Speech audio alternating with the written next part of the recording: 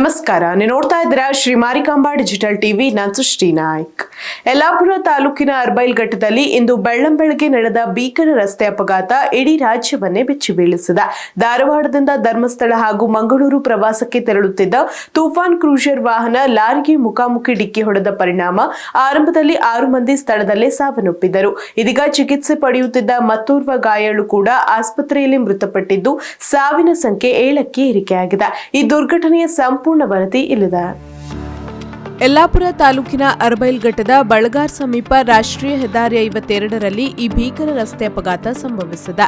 ಧಾರವಾಡದಿಂದ ಧರ್ಮಸ್ಥಳ ಹಾಗೂ ಮಂಗಳೂರು ಪ್ರವಾಸಕ್ಕೆ ಹೊರಟಿದ್ದ 9 ಮಂದಿ ಸ್ನೇಹಿತರ ತಂಡ ಪ್ರಯಾಣಿಸುತ್ತಿದ್ದ ತೂಫಾನ್ ಕ್ರೂಸರ್ ವಾಹನ ಎದುರಿನಿಂದ ಬರುತ್ತಿದ್ದ ಲಾರಿಗೆ ಮುಖಾಮುಖಿ ಡಿಕ್ಕಿ ಹೊಡೆದಿದೆ. ಅಪಘಾತದ ತೀವ್ರತೆಗೆ ಕ್ರೂಸರ್ ಸಂಪೂರ್ಣ ನುಜ್ಜುಗುಜ್ಜಾಗಿದ್ದು, ವಾಹನದೊಳಗೆ ಸಿಲುಕಿದ್ದವರನ್ನು ಹೊರತೆಗೆಯಲು ರಕ್ಷಣಾ ಕಾರ್ಯಾಚರಣೆ ನಡೆಸಬೇಕಾಯಿತು. ಅಪಘಾತದಲ್ಲಿ ಚಾಲಕ ಸಂಜೀವ್ ಅಂಗಡಿ, ಬಸವರಾಜ್, ಅಭಿಷೇಕ್ ಈಶ್ವರ್, ಅಕ್ಷಯ್, ಅಭಿಷೇಕ್ ಹಾಗೂ ಮಂಜುನಾಥ್ ಚುರಕಿ ಸ್ಥಳದಲ್ಲೇ ಮೃತಪಟ್ಟಿದ್ದರು. ಗಂಭೀರವಾಗಿ ಗಾಯಗೊಂಡಿದ್ದ ಸಚಿನ್ ಅವರನ್ನು ಹುಬ್ಬಳ್ಳಿಯ ಕಿಮ್ಸ್ ಆಸ್ಪತ್ರೆಗೆ ದಾಖಲಿಸಲಾಗಿತ್ತು. ಆದರೆ ಚಿಕಿತ್ಸೆ ಫಲಕಾರಿಯಾಗದೆ ಅವರು ಸಹ ಮೃತಪಟ್ಟಿದ್ದಾರೆ. ಇದರೊಂದಿಗೆ ಈ ದುರಂತದಲ್ಲಿ ಮೃತಪಟ್ಟವರ ಸಂಖ್ಯೆ 7ಕ್ಕೆ ಏರಿಕೆಯಾಗಿದೆ. ಇನ್ನಿಬ್ಬರು ಗಾಯಾಳುಗಳಾದ ಶಿವರಾಜ್ ದುರ್ಗಪ್ಪ ಮಡಿವಾಳ್ ಹಾಗೂ ಚನ್ನಬಸಯ್ಯ ಬಸಲಿಂಗಯ್ಯ ಸಂಪಗಾವ್ ಕಿಮ್ಸ್ ಆಸ್ಪತ್ರೆಯಲ್ಲಿ ಚಿಕಿತ್ಸೆ ಪಡೆಯುತ್ತಿದ್ದು, ಅವರ ಸ್ಥಿತಿ ಗಂಭೀರವಾಗಿದೆ. ಮೃತರೆಲ್ಲರೂ ಧಾರವಾಡ ಮೂಲದವರಾಗಿದ್ದು, ಖಾಸಗಿ ಸಂಸ್ಥೆಗಳಲ್ಲಿ ಹಾಗೂ ಸ್ವಿಗ್ಗಿ ಸಂಸ್ಥೆಯಲ್ಲಿ ಪಾರ್ಟ್ ಟೈಮ್ ಕೆಲಸ ಮಾಡುತ್ತಿದ್ದ ಯುವಕರು ಎಂದು ತಿಳಿದು ಬಂದಿದೆ. ಗೆಳೆಯರ ತಂಡ ಪ್ರವಾಸದ ಖುಷಿಯಲ್ಲಿ ಧರ್ಮಸ್ಥಳ ಹಾಗೂ ಮಂಗಳೂರು ಕಡೆ ಹೊರಟಿದ್ದ ವೇಳೆ ಅರ್ಬೈಲ್ ಘಟ್ಟದ ತಿರುವಿನಲ್ಲಿ ಈ ದುರ್ಘಟನೆ ಸಂಭವಿಸಿದೆ ಎಂಬುದು ಪ್ರಾಥಮಿಕ ತನಿಖೆಯಿಂದ ತಿಳಿದು ಬಂದಿದೆ.